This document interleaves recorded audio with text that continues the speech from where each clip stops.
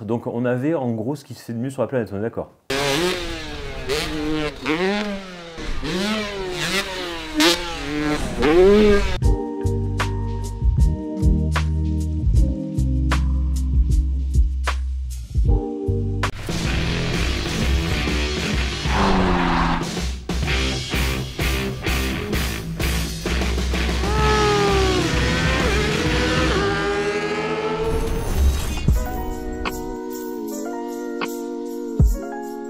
Le meilleur pilote X-Game de tous les temps, David Rinaldo.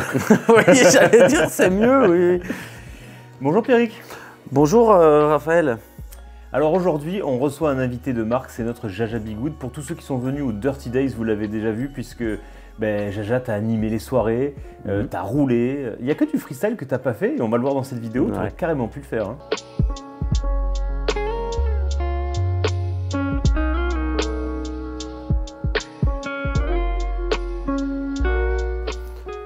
T'as besoin d'un petit équipement quand même, hein, on l'a vu, rampe, réception, ce qu'on n'a pas eu la chance d'avoir sur les Dirty Days.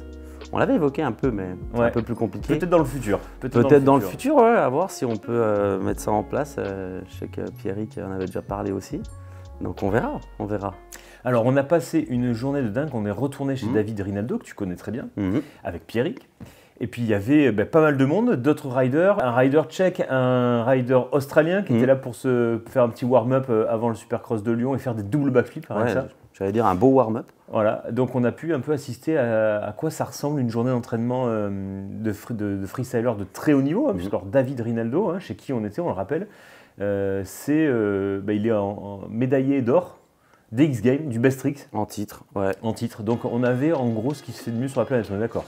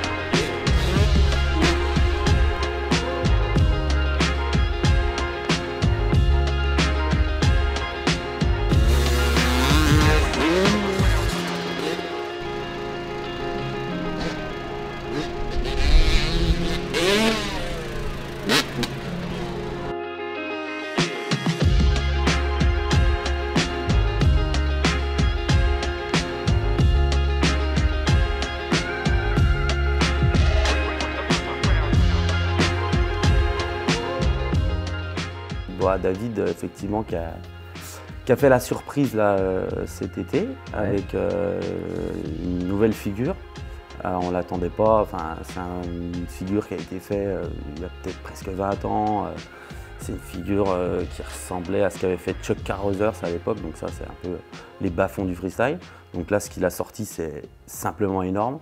Et de pouvoir le plaquer comme ça au X-Games c'était fou quoi, donc médaille d'or largement méritée.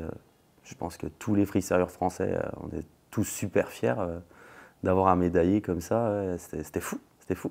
Hormis ce jeune pilote australien qui a 22 ans, et donc on nous a bien expliqué que c'était d'une rareté incroyable d'avoir un pilote de ce niveau-là aussi jeune, on a l'impression qu'il y a quand même du mal d'avoir une relève derrière tous les riders entre 30 et 40 ans aujourd'hui. Je pense à le plus vieux, sans doute peut-être Toron Terrace. David, il a plus 20 ans non plus.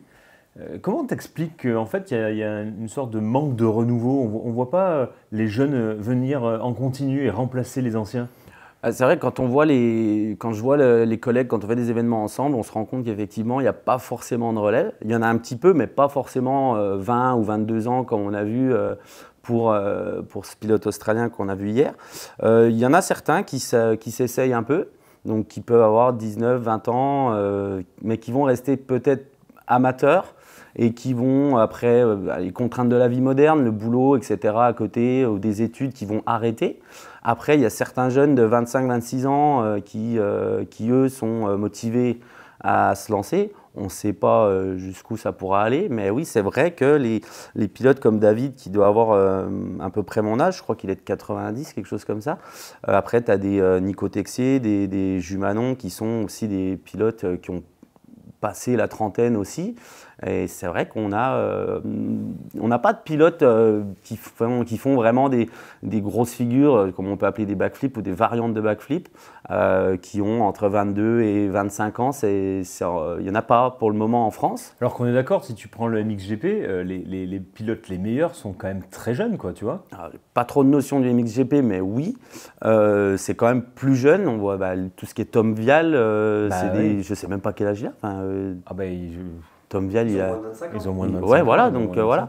Après, en freestyle, bon, on ne connaît pas tout le monde. Il peut toujours avoir la surprise d'avoir un amateur un jour qui sort, qui a 23 ans, puis qui vient sur un événement, puis on se rend compte qu'il se passe un truc et qu'en fait, un mec qui a peut-être un déclic comme ça. Mais c'est vrai que même pour ma part, j'ai commencé à 25 ans, on aurait pu se dire je suis peut-être une relève. Mais en fait, non, je me suis aperçu très vite que j'étais loin d'être une relève. Parce que voilà, tu as ta vie à côté, tu as le boulot.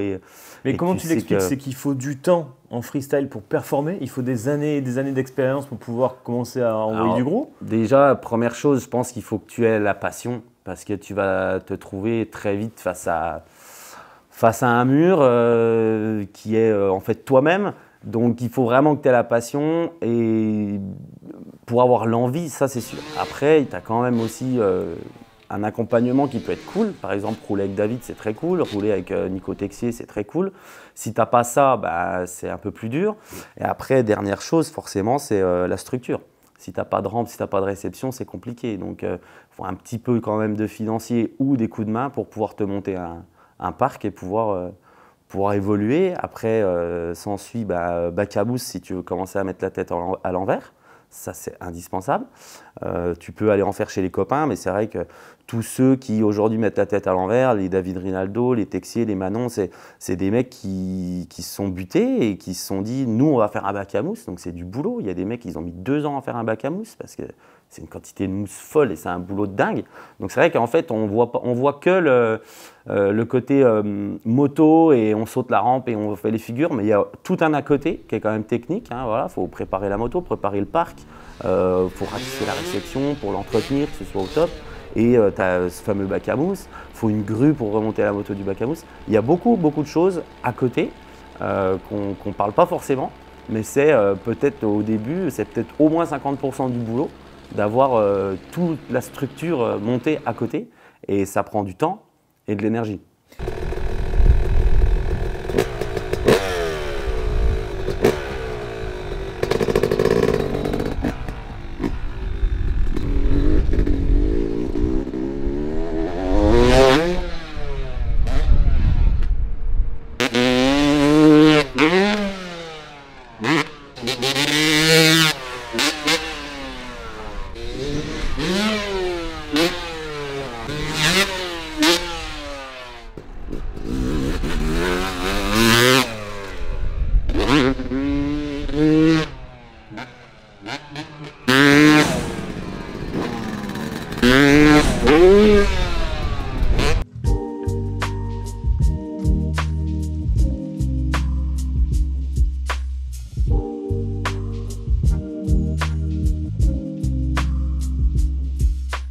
Tu penses qu'aujourd'hui c'est plus facile de se mettre au freestyle que par exemple toi quand tu as commencé il y a 10-15 ans en arrière?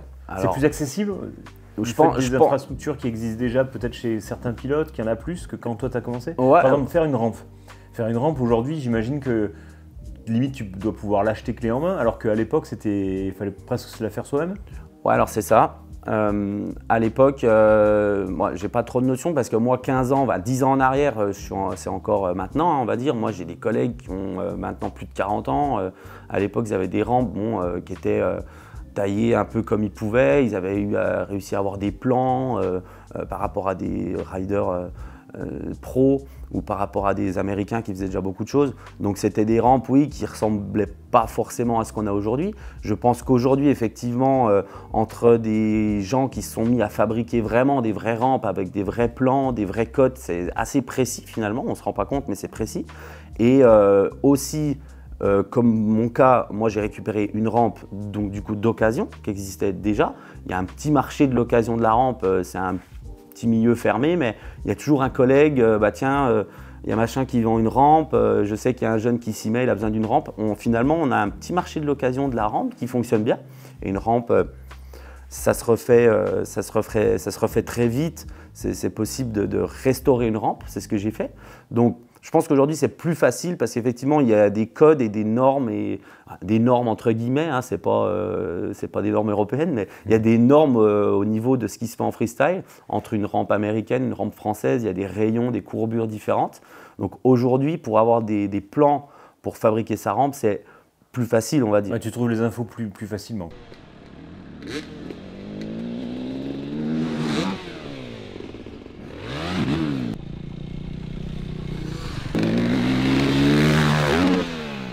Je pense que si les jeunes ont du mal à s'y mettre, c'est peut-être aussi, bon, il y a le facteur, tu es à 10 mètres du sol, c'est dangereux, donc c'est quand même, faut être engagé, quoi. Peut-être, voilà, il y en a qui se sont arrêtés malheureusement sur blessure, hein, grave ou pas, mais après, il y a l'envie, voilà, c'est du boulot, c'est frustrant, on en parlait avec David hier, il y a une frustration. Peut-être qu'il y a des gens, je ne suis pas dans leur tête, mais il y a peut-être des jeunes qui se disent « ouais, non, c'est trop dur » ou « c'est trop dangereux » et là, je me fais peur. Ça m'est arrivé de me dire « oui, là, ça fait peur ». Tu as vu la chose hier, vraiment, sous le seau, c'est quand même un truc impressionnant. Peut-être qu'il y a ce facteur-là. Après, il peut y avoir un facteur financier. Hein, on ne sait pas, les jeunes, un jeune qui veut se lancer, on ne sait pas, est-ce qu'il peut s'acheter une moto, est-ce qu'il peut s'acheter une rampe, est-ce qu'il peut faire de la route pour aller chez quelqu'un qui a une rampe. Dans tous les cas, voilà. Aujourd'hui, tu as deux terrains de cross à côté de chez toi, tu as une moto, bon, tu n'as pas beaucoup de kilomètres à faire et tu vas rouler.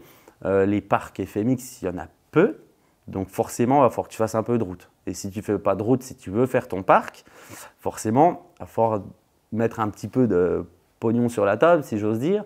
Pour, voilà, une rampe, ça peut être entre 1000 et 1500 € tout de suite. Après, il faut te faire une dalle en béton, il faut te faire une récep, ça peut vite te coûter des sous si tu prends une entreprise pour te la faire. Donc, je pense que c'est un tout qui freine, qui peut freiner. Et après, je pense que le fait que ce soit peu médiatisé, et comme le motocross, on a bien plus en France de footballeurs que de pilotes motocross. Parce que le motocross, il y a un côté financier, je pense qu'on le connaît tous. C'est qu'il faut une moto, il faut un camion pour mettre dans la moto, il faut un terrain, il faut une licence, etc. David, c'est vraiment, voilà, hein, on est vraiment à la pointe, c'est vraiment le sportif extrême et tout, mais il y a quand même un réservoir de freestylers, je ne pourrais pas dire qu'ils sont amateurs parce qu'ils doivent forcément en vivre. Tu sais, un peu comme, c'est pas péjoratif, hein, mais tu vois, un peu comme des forains, ou tu sais, qui se déplacent de date en date, de show en show, qui vivent, alors pas sur la route, mais tu sais, qui se déplacent beaucoup, qui font beaucoup d'épreuves. Et donc ça, ils arrivent à en vivre, tu me le confirmes quand même. Ouais, c'est le cas. Alors, il y a une petite notion de, on va dire, semi-pro. Je pense que tu as des mecs qui font un peu de mécanique ou peut-être un peu d'intérim de temps en temps et qui vont faire de la démo forcément sur les belles périodes. Ouais. Alors, les belles périodes en France, bon, on les connaît. Hein. L'hiver, tu vas faire moins de démos en France. Mais là, hier, on a vu donc Sylvain Masson qui lui fait un peu va en Allemagne, ils font du cirque en fait. Okay. Donc le cirque a accueilli depuis quelques années. Ouais, en indoor du coup. Okay. Le cirque a accueilli le freestyle depuis quelques années. Donc c'est Allemagne, je crois Pays-Bas, plutôt dans ce coin-là. Et après, oui, tu as des mecs qui sont semi-pro, qui ont un métier à côté. Et qui font aussi des démos de temps en temps et qui ont soit une asso, soit une micro-entreprise pour proposer des démos en France. Donc ça, oui, il y en a pas mal. Alors un autre aspect que je voulais aborder avec toi, tu sais, quand tu vois les motos de freestylers, tu te dis, bon, ils sont tranquilles, elles ne roulent pas dans la boue, elles ne roulent pas dans le sable, il n'y a pas de mécanique, il n'y a rien, quoi. C'est bien. Et en fait, j'ai découvert que vous étiez des vrais psychopathes de la mécanique, au contraire. Je me souviens, moi, petite anecdote au début, j'ai commencé à rouler à Lyon avec Ben et Nico et ils me disaient « ouais, la mécanique, machin ». Et je me suis dit « mais ils sont pointilleux, mais c'est excessif ». Je dis « mais nous, on roule en cross, je fais un piston tous les 50 heures et on est en fond de 5 et tout ». Je dis « là, on saute en deux ». Je dis « mais qu'est-ce qui peut se passer en fait ?» Il me dit « ouais, tu te rends compte, machin, dans la rampe, effectivement, si la moto, elle serre, c'est pas bon ». J'imagine. Donc là, tu te dis « ouais, c'est vrai, ils ont raison ». Donc, je suis allé voir à l'époque donc le père de Pierrick, Christian Paget. Je lui dis, ouais, il faut que tu regardes le vibrequin, le machin et tout. Et il me rappelle le lendemain, il me dit, écoute, la moto, elle est ouverte là? Il me dit, mais il n'y a rien. Il me dit, qu'est-ce que tu veux que je mette un vibrequin ou un piston? Il me dit, tout est neuf. Il me dit, de toute façon, tu roules en deux, qu'est-ce que tu veux faire? Je dis, ben moi, je ne sais pas. J'arrive dans un monde où les mecs, ils me disent, il faut régler, il faut machin, il faut. Un filet de sécurité, Je pense. C'est sécurité excessive pour pas te faire avoir. Ouais. Mais clairement. Par contre, petite psychose aussi au niveau du robinet d'essence? Ouais. Ça, je l'ai vu un paquet de fois hier. C'est deux choses. C'est que tu as le starter, qui soit bien en bas, et le robinet d'essence. Et ouais, alors c'est vrai. Et je me rends compte, je dis, mais ça sert à rien. Je viens de vérifier. Là. Pourquoi je le refais encore? Et le temps de me lancer entre mes 4 premiers sauts, ouais, ça, sans arrêt. Starter, robinet d'essence, ouais, c'est bon, tout est OK. Et ça, tout le monde le fait, hein? Tout le monde a un petit tic. Alors, robinet d'essence, ouais, il y a des rumeurs. Apparemment, il y a des mecs qui ont déjà pu, avec la botte, en revenant d'une figure ou quoi, fermer le robinet d'essence. Ah, ok, d'accord. C'est déjà arrivé. Il y en a beaucoup qui sont plantés, qui sont partis robinet d'essence fermé. En l'occurrence, les KTM, qui avaient un petit souci avec les boîtes à air coupées, qui prenaient trop d'air, ça faisait cramer des bougies de laisser l'essence ouverte ou je sais pas quoi. Donc les pilotes KTM fermaient toujours entre les sauts, enfin entre les sessions, pardon. Donc tu t'arrêtes, tu fermes ton robinet d'essence. Et forcément, il y en a toujours un ou deux qui sont partis robinet d'essence fermé. Donc tu peux faire un saut peut-être, tu reviens, tu lances sur le deuxième et là, brrr. Ça arrive. Ouais. C'est déjà arrivé, ouais. Donc grosse psychose avec le robinet d'essence. Il y a une petite psychose avec ça. La mécanique extrêmement pointilleuse, la moto très bien réglée. Ouais. T'as ton réglage et après t'as tout plein de petits trucs. Bah, pour revenir au robinet d'essence, tu sais, t'as le robinet d'essence qui est un peu désaxé avec une petite patte. Moi, j'en ai déjà vu qui ont coupé cette petit excédent de patte. Ouais. De robinet d'essence pour pas que la botte ou quoi que ce soit puisse s'accrocher dedans. J'ai déjà vu ça. Ou sinon, robinet d'essence à l'envers. Avec la vanne à l'intérieur. Il y a plein de choses comme ça. Le coupe-circuit, moi, il est sur le guidon. Bon, pour pas couper en l'air. Quand tu reviens à ta main, pas couper la moto. Il y en a qui mettent les coupe-circuits sous les réservoirs ou dans un endroit. C'est des petits aménagements pour réduire au maximum un risque d'une bêtise, on va dire. Ouais. Donc, il y a plein de choses comme ça. Et après, bien sûr, tu as tout ce qui est les petits accessoires et il n'y a pas forcément de règles. Par contre, c'est chacun fait son grab à la selle pour mettre les mains. Chacun le grab comme il veut. Chacun va mettre le guidon qu'il veut, va mettre les petits aménagements qu'il veut pour évoluer au mieux. Parce qu'il y en a qui sont grands, il y en a qui sont petits, il y en a qui font telle ou telle figure, qui nécessite tel ou tel réglage. Chacun a son truc.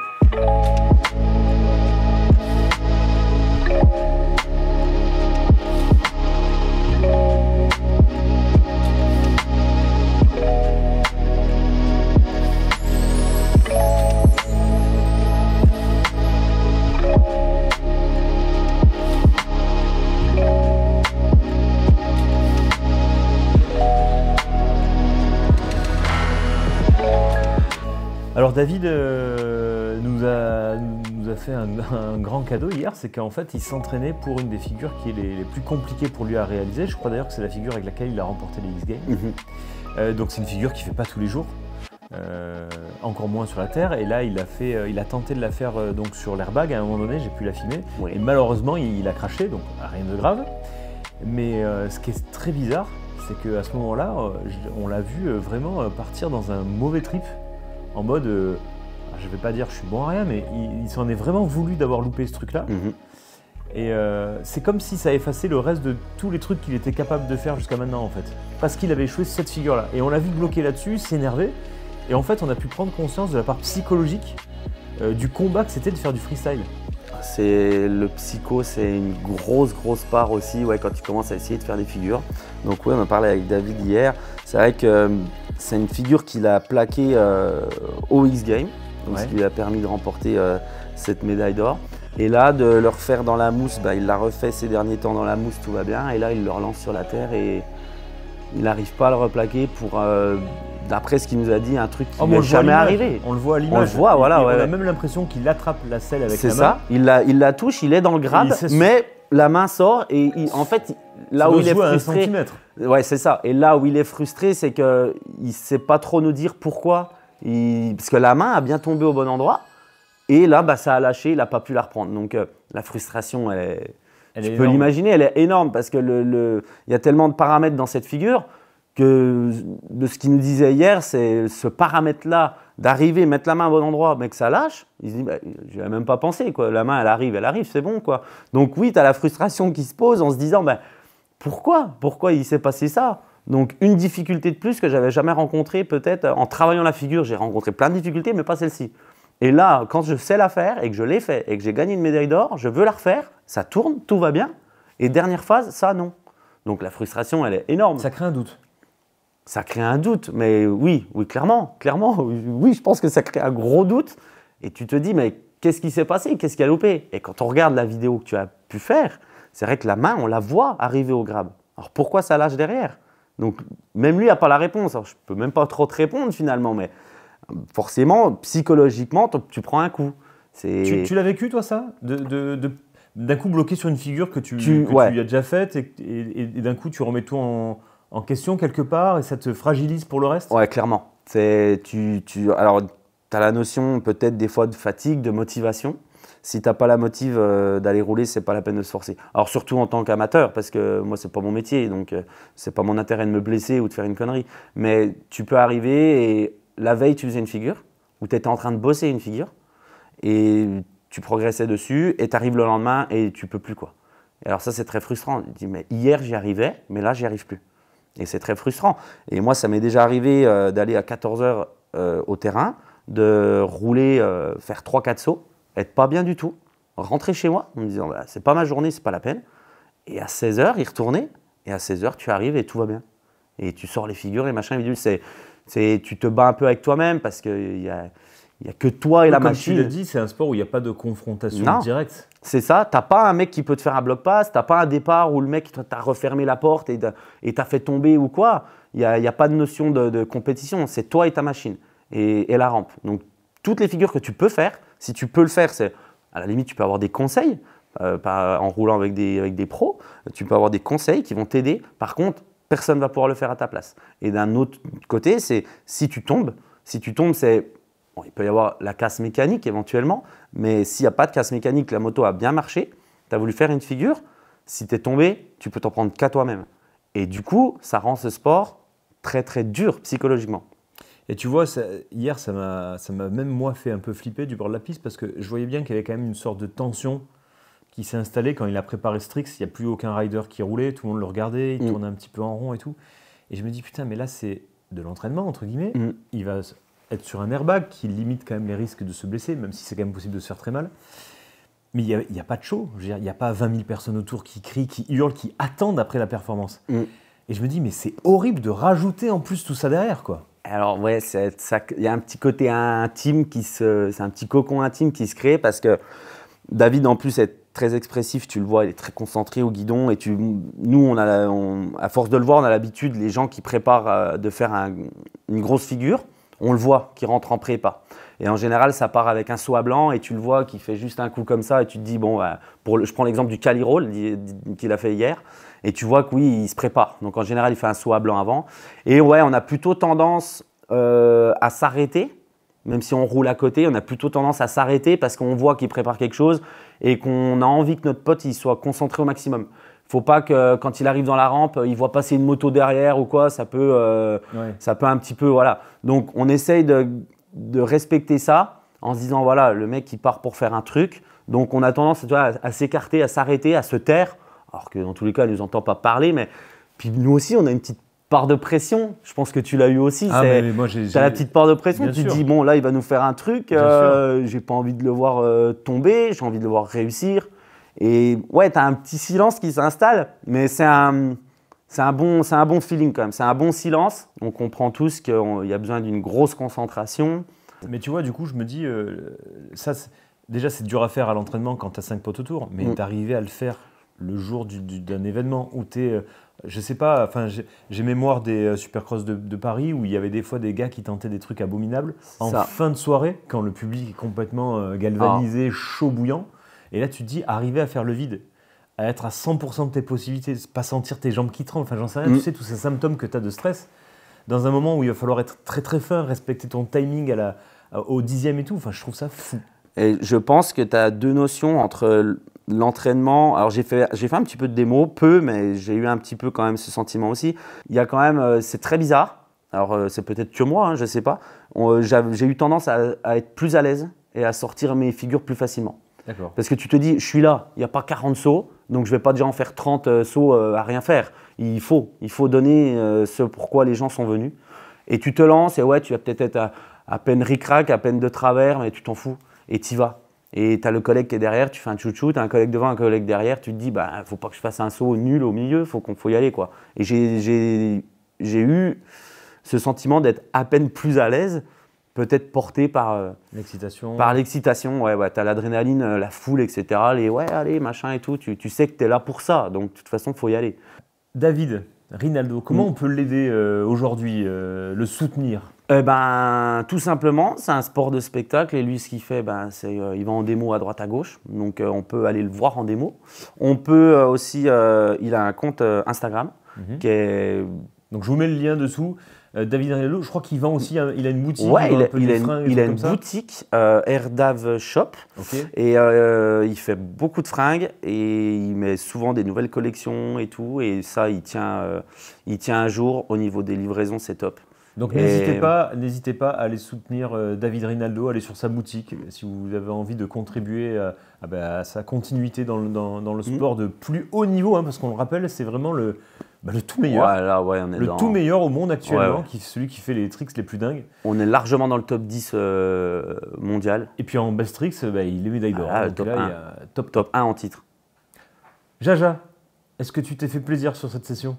Hier, ouais, c'était sympa. J'étais très content de retrouver David. On ne s'était pas vu depuis un petit moment, donc rerouler avec lui, c'était top. Et d'avoir la surprise qui est aussi les collègues Jason, Sylvain, et puis les mecs qui étaient au bac à mousse et tout, c'était top. Donc ouais, gros plaisir de revoir tout le monde, rouler avec tout le monde. Bon, je roule pas très souvent en tant qu'amateur, mais j'arrive toujours à trouver le moyen de me faire plaisir et de ne pas prendre trop de risques. Et là, voilà, hier, c'était carton plein, quoi. Bon, écoute, le chat arrive. Voilà. Et en tout cas, merci pour toutes ces informations, pour nous avoir fait découvrir ce monde du freestyle. Je pense qu'on n'en a pas terminé, qu'on retournera sans doute avec Pierrick, revoir d'autres personnes. Il faut y aller. Et aborder d'autres sujets. Merci. Merci.